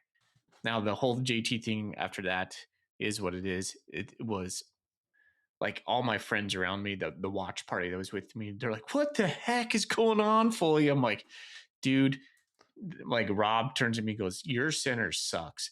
And I'm The like, Bobcats forgot how to play football. and I was like, I don't know if JT Reed has the yips tonight. And Brock Osweiler kept saying over and over again, he goes, "It is unexcusable for the Montana State Bobcats not to go to a silent count right now." And I'm like thinking, why can't we get this fixed? And they kept panning to Coach Vegan, and Vegan was looking at Coach Smith, the offensive line coach, and he was just absolutely just staring daggers at him. This was the most wildest thing I've ever seen. Yeah. And I can't wait for you, Zach, to go to QB Club and text me tomorrow or on Monday, say, this is what was happening. But I think JT had the yips. I just want to know. I'm so curious at the end of the year what happened there. But we go to overtime at this point, fellas, and I am not confident, but I'm thinking in the back of my head, I'm like, how poetic. Like, I'm happy to not have lost the game. Yeah. So I'm at that point, I'm like, oh, I'm not let's go confident do we're this gonna win, thing. but I'm still like, all right, we're in this. But the I last just two felt like we're in overtimes it. we played against Missouri Valley teams have sucked ass. Like, let's not make it a third. Yes, they have. And at this point, I'm just thinking, just win the fucking coin toss. Like, win the coin toss. We just need to, like, get them on the field first. Like, let's see if we can get a chance to win this game. I was like, hold them to a field goal. Maybe we can block another one. Let's just hold them to a field goal. do whatever. And they go 2 plays and score and make it look insanely easy. Well, how crucial is it that we did win the toss? Because if our possession ends the same way it does, we kick a field goal. Yeah. We're not throwing a 4th down pass into the end zone. Nope. We're kicking a field goal. Maybe. So, yeah. Maybe. I mean, the drive so the drive starts out well. I think you do. First play, 11-yard run by Julius Davis to the Illinois State 14. Also, actually, let's Pounding go your back. chest at that moment, you're going, yes, run the Hang on. freaking ball. Hang on, I missed something. We blocked the kick. Oh yes, duh. We blocked And the extra Coulter point. Beebe gets like face raped on the way down by this face mask, a call I have never seen before of them just picking up a personal foul. By like, rule, the holder it is just declined. Kicked because some people looked at me and I said, I think we get the ball at the 10-yard line. Everyone was around me was trying to figure out what to do. Like, oh, it's half of this is the goal. It's assessed Yeah. on the next possession, and they come up and they say, by rule, it is declined. I'm like, Which doesn't What? seem to make sense, but their holder just out of frustration grabs Coulter Petrie's mask and just rips him throws him down. to the ground. Yeah. But Talon Marsh, man, not Talon Marsh, Hunter Parsons. Hunter Parsons making the biggest play of his life. Another low kick. So far, this game was just individual all-time clutch plays, and that was the third one in a row. Blocked kick, and then oh gosh. And like going back and watching both those kicks, it was on the long snapper. No, the holder. Both of them were low on the ground. The holder drops it because the ball was low, and then he had the laces facing the kicker. Laces out. Both of them were insanely low. Like the holder was not expecting the ball to be that low. Yeah, their field goal unit was just not great. They still got the hold down though, and if you look at the kicker, it did not affect his rhythm. Like I watched those plays multiple times. I'm watching the kicker. I'm like, does it give him a hitch? No, it doesn't. I'm thinking, guys, I think we just made the play. I don't think it's yes, there's a bobble snap on both of them. Correct. They still get the hold down. I don't know, Zach. You might be onto something with the laces facing which way. Yeah. But the way the kicker goes through the motion, he still flew through the motion on both of them, but we still get a hand on them both of them. So then we get the ball. We go. Julius Davis starts us out with an 11-yard run to the 14. That was the moment I'm like, okay, here we go. Bully ball it down him. All you got to do is score a touchdown. Yeah. Miles Sandstead wins the game. Yep. 11-yard run starts us off. A Julius Davis 3-yard run to the 11. And then a Braden Zimmer false start penalty. So 2nd and 7 has now turned into 2nd and 9. 2nd and 12. We have a 2-yard pass. He dumps it to Adam Jones, who just gets tackled right away, which is a play that's worked all year. So I mean, it is what it is. That was a good defensive play by ASU. And then it's 4th and 10 from the 14-yard line. Well, that's because he threw a slant over the middle to Jabez Woods. That was a little bit behind him. Jabez was open. Jabez catches that ball. You gotta catch it though. You gotta catch that. He puts it up in the air, and their defensive back had hands on it. Could have ended it right there. Yeah. Jabez didn't catch that ball. I feel like Chris Long makes that catch with what Chris Long's been doing. I get the catchable ball. It's not a great ball. That was a bad throw by Lamson, but it wasn't a terrible throw. He put it it was a bad here, throw. He had to stop and turn his body, but that's a catch that guys make plenty of times. And then for all the shit we've given the coaching staff now, they came up with the 4th down play of their lives. Wasn't it the same play? Yeah, that they it ran was the same exact play. They saw something, and Illinois State ran a blitz 0. They brought literally everybody. And what do you think about that?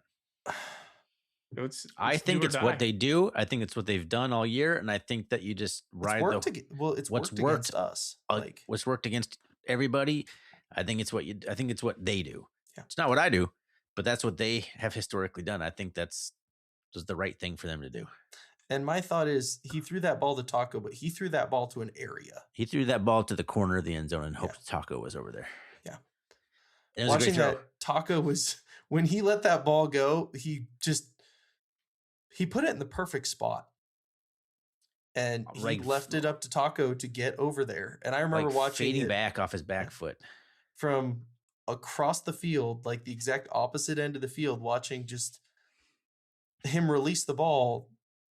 What I saw from my vantage point was Taco begin to get open. And then I see Taco get more open. And that's what I knew. Still in the air this whole time. Yeah. You're like, did he overthrow it? Is he going to even get to the ball?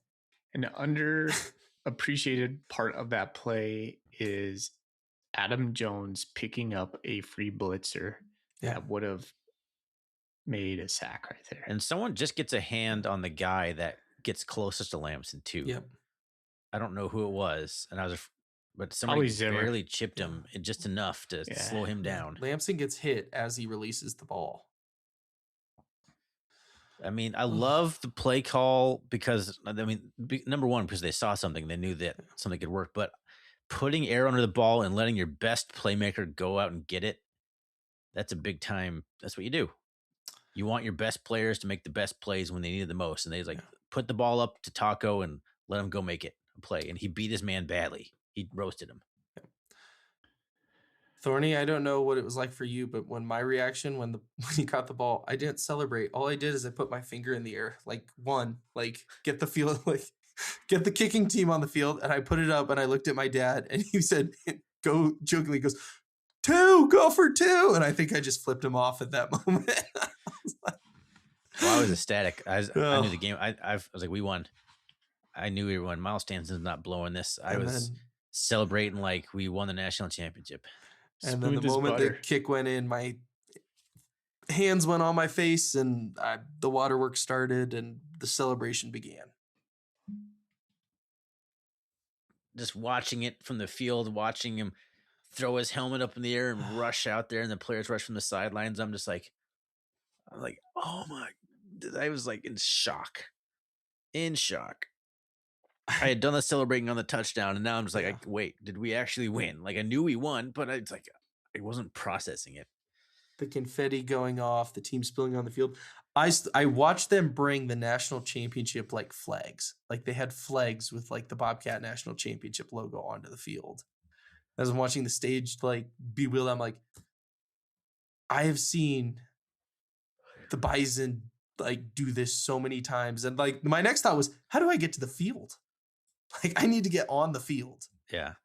Well, that big signs that said 5 minutes. Nobody's allowed on the field for 5 minutes. So I wasn't even looking at it yet. I wish I would have looked because it took forever to get down there when I finally decided to. But to see them bring out that podium and the guys were wearing those white shirts, it was like exactly the scene I remember the first time in Frisco when the Bison were in the end zone in their little podium with their little white shirts on. And it's like, it's us this time. It's us. Oh, there's fireworks going off everywhere. Moni is beginning to play. Yeah. Like they played it in the stadium. It was so sweet. One of the best moments of my life. Yeah. And that's, I was like, I just imagine not liking sports. Yeah. My next thought at that point I just can't imagine. Like, it's just such a, like, you don't have that feeling with other things. There's better feelings in life, maybe, sure, but there's nothing like the highs and lows of an emotional roller coaster game like that you're invested in and that you've wanted forever, and you've had the lows just to be able to appreciate the highs when you get them. There's just nothing like it. Yeah. My next thought went to like, as I'm beginning to celebrate, I'm just like, how poetic is this that 2 years ago our season ended on a blocked extra point to a Missouri Valley team. Was it 35-34? Yeah, 35-34. We lost Gold Rush to a 4th down we couldn't convert. Which turned out to be a catalyst because the team got together and said, we're not like getting stopped on 4th and 1. We're not getting stopped like that again. It just all came together, and the script writing, as painful and hard as it was to watch that second half and to deal with it, it couldn't have been a better script. No, there's casual fans across the country, like pundits, like that Big Cat guy from like Barstool, whatever. Like people were tweeting about it. It got a lot of buzz for the way that game ended in it was like a exciting solo fashion game on ESPN on national television. There was no other football on. That was it. It just was unreal the way that game unfolded. And like I said, I finally got down to the state or the field and I didn't know what to do. Yeah. Like I wasn't like jumping around cheering. I was just kind of walking around, just kind of shell shocked. My son and I went and sat in the, like lay down in the end zone and like snow angels in the end zone with the little rubber pellets. And we took a picture of that and we just kind of walked around, and I saw some younger guy like crouched looking, but he's by himself, crouched looking towards the podium, like all the way down in the Montana State end zone, which is the complete opposite of where the party was. And he was just crying. I remember like just walking over there, and, like patting him on the shoulder. as I went on to where I was going. It's just like, it was just nuts down there. And I didn't know what to do. I still have a hard time even describing what I was feeling in that moment because it was just hard to describe. It wasn't elation. It was just shock, I guess. Disbelief that this actually finally happened. Yeah. The thing you've dreamt about for years and years and hoped for and wished for was here. It was relief. It was all those things. Jokingly, I looked at my friends, and for those who go to Bobcat games regularly, I was thinking about that R-Bar commercial for the 5th quarter. It's like, I wonder how the R-Bar's doing right now. Is it burned to the ground? Yeah, so that's a good question. You guys had mentioned when Foley was talking about his video, I was trying to find the link, but MSU Instagram put out a video or a post asking for people to send in videos. I want to see videos from like the Arbor. I want to see videos from like Specs. I want to see videos across Bobcat Nation of people reacting. And I think that's what they're going to do. They're going to put a little compilation together. So Foley, you guys send yours. Zach, you got a good one too, I think, of you and your father hugging. And I'm excited to see these kinds of reactions from places like the R-Bar for people in there. I'm hoping that a lot of people will submit videos to that. So go find the Montana State Bobcat social medias, and there's an email they created, which I don't have on me, but to send in your videos. Last thing I'll say about the game experience and everything is that stadium was the right choice to host this game. From a size, from what it was, Frisco can't handle basically the security, and getting into the game has been really poor. And it was packed. Like, there was a ton of people there. The infrastructure and just how that was, it was so much more of an enjoyable place to watch that game. I think once you're in the stands, it was fine. I hated everything else about it. I thought it was 1,000 times better than Frisco. There was a bunch of construction. Were way worse. The concessions were terrible. That was like average crap concessions that you find at any stadium in America. No individual standouts whatsoever. It was like narrow tunnels, so it was super congested. With 45 minutes left to kick off, I was in my seat already because I got there early. I had to pee. Like, I got 45 minutes before kickoff. I got time. It took me almost 30 minutes to go backwards against the crowd, get in the bathroom, and get back to my seat. Almost 30 minutes. I was so angry. I had none of those issues. Well, yeah, you were in a little suite thing. Sweet. Yeah, I don't know. The food was not good, and the congestion was bad. I liked the concourse in Frisco because you could kind of walk along the top and see the game from anywhere, which I thought was pretty cool. You can't do that there. I don't know. The stadium itself, though, it did feel more big time, and we filled it up. Frisco looks JV, or felt JV. I don't know. I enjoy the viewing experience at Frisco, but we did outgrow it, I think, as a subdivision. And I think what happened in that stadium on national television is going to make it so good for the FCS, because I think other teams saw the environment, the electricity, and that people are going to want to go to the games.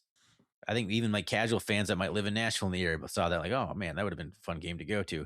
Or for some reason, like a team like Stephen F. Austin makes it, everyone's going to want to go and be a part of that experience and the environment, because what was on display, I think looked better and sounded better probably than a night game. So I think it was like one of the best showcases of the FCS championship I've seen in some time. So I think it was really good for the brand of the subdivision. I had really good experiences with Illinois State fans. I thought they were very pleasant to be around all weekend. Nothing. I don't think I said a word to any of them. Yeah. I enjoyed them. I thought they were a quality fan base. No offense. If that had been the Bison, that game would have been sold out. Oh, it would have been jam-packed, and ticket scalping would have been bad. Yeah. Question for you guys.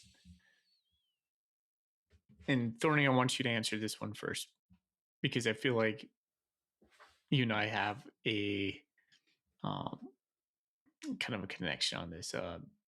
If we play this game 10 times, do we win more than 5 of them?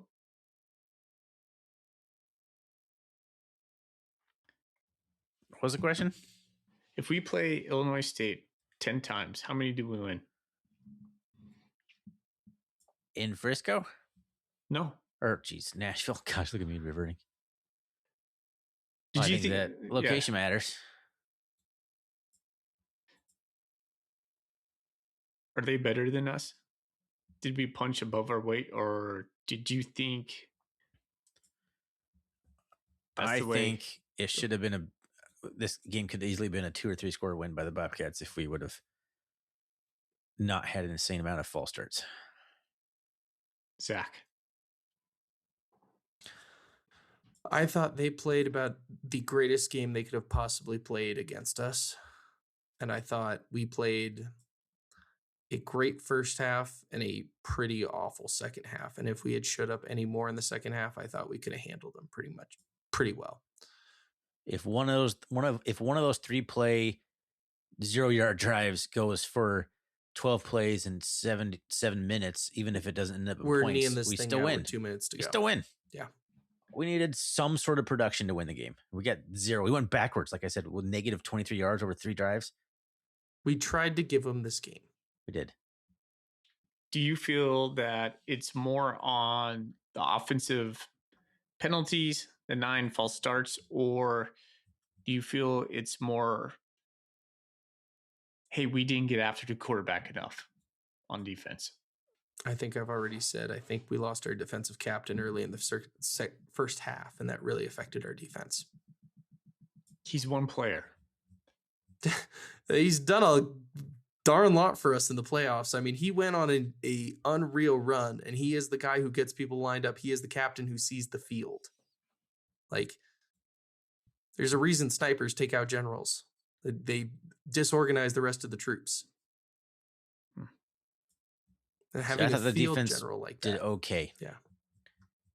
The offense has any production in that fourth quarter. ISU was just going to, like I said, they were capable of those 5-6 minute touchdown drives and not a whole lot more. Yeah. We couldn't stop them, so it was a problem. And ISU is a really good team, but the offense gets it together, doesn't go backwards on penalties and snapping the ball when we're not ready, and the horrible procedural penalties. It's not close. Not at least it's more comfortable anyway. So, Thorny, one of the things I was looking at is we rushed for 101 yards. This has to be our season low, and I haven't gone back through it, but 21 touches for 101, 4.2. You got to think that those procedure penalties that moved us from 2nd and 2 to 2nd and 7 has a huge bearing on this, because it forced us into more passing situations. Like when we saw Lamson, we saw Davis get the yards when they had an option. Brock Osweiler at one point said in the fourth quarter, they should go to Lamson more, or excuse me, they should go to Davis more. He is fresh. And you're looking at those touches. Julius Davis, 5 for 23. Julius Davis only had 5 carries for 23 yards. Adam Jones had 5 touches for 46 yards in the national championship game. Our running backs had 10 carries. 10 carries. That, to me, like I know Vivian said at the very end of in the presser where he's like, hey, we changed as an offense this year. We wanted to open up the pass game, and that was very apparent. But when we were getting those, we still ran the ball for 4.2 yards per carry. That's decent, but you would think that those procedure penalties put us out of yard and distance where we should be able to do that.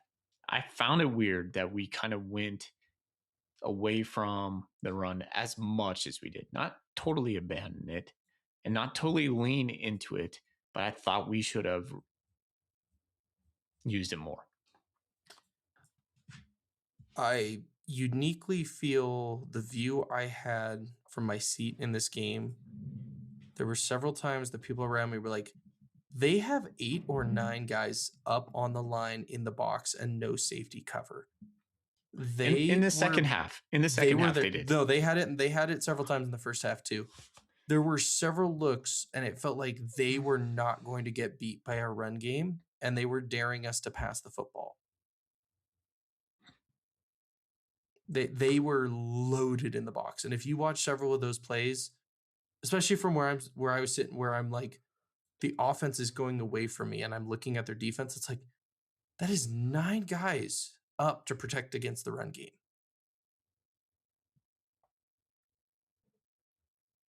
I don't know. We were cooking. Lansing was cooking and dealing, and he was 12 for 30 in the first It was half. So on. Yeah. it's hard to argue with the production. And like They you said, brought Foley, a like, lot more third down pressure in the second half, and that was talked about on the broadcast. It's something you probably haven't seen or heard. Yeah. They said, what was the defensive adjustments that the Redbirds made? They started playing more third down pressure. Like Zach was saying, they were bringing 7 guys, 8 guys on the line and just bringing it. And it was confusing. It was confusing Justin. He was off. Remember that drive, Thorny, where he goes 0 for 2 on 2 pass plays right away in the third quarter? You're like, what was that about? And it's just like he was just hurried. And we never did that to Rittenhouse. And I just kept waiting for us to light that guy up. We didn't get him to the ground once. There's a couple things in this game that just bugged me. And I think the lack of pressure for me, you guys keep talking about the offensive penalties, 14 penalties, 9 procedures. Like that's inexcusable. Worst game we've had. Guys, I went through our stats this year. So we played 16 games. There was 1, 2, 3, 4, 5 of those games that we had fewer penalties than the opposing team. Most of the games we had around 6 to 7 penalties, ranging between 40 and 70 yards. That's kind of something that needs to be taken care of next year. That was a big deal. The other thing that I thought that was a big deal was I am starting to sour a little bit on Coach Howe, on his defense, his base defense. Did not think we brought enough pressure during this game. And I understand keeping everything in front, and we won. Like, I think Coach Howe is completely fine at allowing the Redbirds to go 70 yards, 80 yards, 8 minutes off the clock, get a touchdown because it eats up that 8 minutes. Are you guys okay with that type of defense going forward? I'm okay with everything right now. It's hard for me to sit here and complain about anything after the first national championship in 41 years. Yeah. I mean, This is okay, un- give this is that. uniquely weird I'm with you game. on that, but it was frustrating, right? It was frustrating. Absolutely. Did you not want Cole Taylor coming through the A gap? I'm not a blitz heavy guy like you. You're always wanting to Yeah. blitz. You've been talking about this for years and years and years. I This think is a Ryan yeah. Foley gripe that extends beyond maybe that one season where Bobby Daly called a few blitzes. Yeah, you're probably right. I felt we were deathly afraid of their 2 receivers. And Fairchild and Sopkowitz. we kept Sofkowitz for the most part in check. That 4th down touchdown he had late in the game to tie the game, that was a 4th and 6, remember? No, it's a 4th and 1. Oh, was it 4th one? I thought it was a 4th and okay. Anyway, regardless, the 4th and 1, and they threw that. I don't know how you defend that play better. Yeah, it's really good coverage. Like, it's really good coverage. I mean, what else are you going to do? And we defended the big play, and we just got ourselves in trouble. And to be honest, the reason, hats off to them, because their guys made plays. And part of this is the scheme, but part of it is you just played a really good team that made a lot of incredible plays. And Weber State doesn't make those plays. And Eastern Washington doesn't make those plays. And for the most part, Yale doesn't make most of those plays, and neither does, I don't know, Stephen F. Austin. And that defense forces you to make mistakes. And for whatever reason, they didn't make mistakes. No, because Rittenhouse had all day to throw. We've been able to get pressure on our quarterbacks enough to force them at least to get the ball out early. Rittenhouse was just comfortable. Yeah. It was comfortable all day long. And yeah, at some point you do want to bring. I wanted to see a few extra blitzes, maybe a cornerback blitz, but like I also said, they couldn't do much outside of drive 6 minutes. So we just needed some production from the offense to complement the defense. That's all we needed. Instead of the worst 3 possessions I've seen from the Bobcats have all year in consecutive possessions. So I'm definitely more upset about the offense than I am the defense. But it doesn't matter because we won the national title. Yeah, we are. Doesn't We matter. are champions. We are the champions. It doesn't matter how ugly it is. No one's going to look back and like, man, Yeah. we didn't deserve that, or that was ugly, or Right. no, they're going to be like, we were national Well, champs. it kind of put a cap on this like little side conversation we're having. Coach Vegan in his post-game presser on the field when Stormy, the on-field reporter, caught him. He was like, "Yeah, we have some things to clean up." He goes, and then he just has a smirk on his face. He goes, "Oh, but that's for next year." So there you go. We won. All right, Zach, do you want to bow out? Yeah, if you guys want to do coolies on your own, feel free. I'll answer some on Twitter. I think there's some future ones we're going to talk about next week, but I got to get out of here, fellas. I just want to say thank you for letting me be a part of this. I posted something on Twitter earlier today or yesterday. I can't remember. It's been a real pleasure to talk to you guys all season. It's been a lot of fun. Hey, are you going into the portal? Or are you going to come back next season? You know, I'm going to do what's best for me and my family. And after speaking with God, I think I'm going to return for my senior year at Montana State. Go Cats. All right. Well, what percentage are you committed? It better be over 100. 10,000%. Thank you. It's got to be a mathematically He's coming impossible back. number. He's coming back. Run it back. Trying to think of Well, a we absolutely school. appreciate you being a part of the podcast, man. Yeah, man. It's Been been a a great lot year. of fun. Until It's somebody been a ton of else fun. offers me a ton of money and then, or talks to my uncle and then tells me I can get a ton of money, then, you know, might bounce. But If you defect the to the window, Grizz the fan transfer pod, window you're dead. closes. You're Oh, dead. screw that. Go Cats forever. I've enjoyed it. It's awesome. It's been one heck of a ride for me personally, going to all the games and talking to as many people in person as I can. It's been a lot of fun talking with you guys. It's been a lot of fun, hopefully for the listeners, of bringing my context to this. I've really enjoyed doing this.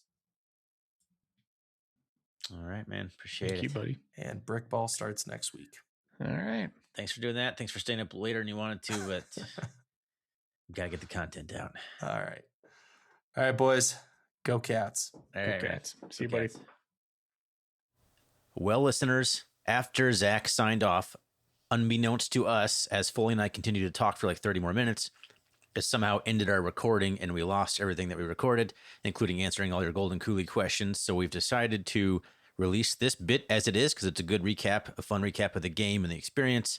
And we'll record another episode answering Golden Coolie questions and other stuff on the back end of this. But yeah, unfortunately, that's the end of this episode. Didn't mean it to be, but hey, it's about 2 hours anyway. So lots of good content. We'll be back to finish it off later, run it back, as Foley said. And I'll just end it out with a Go Cats.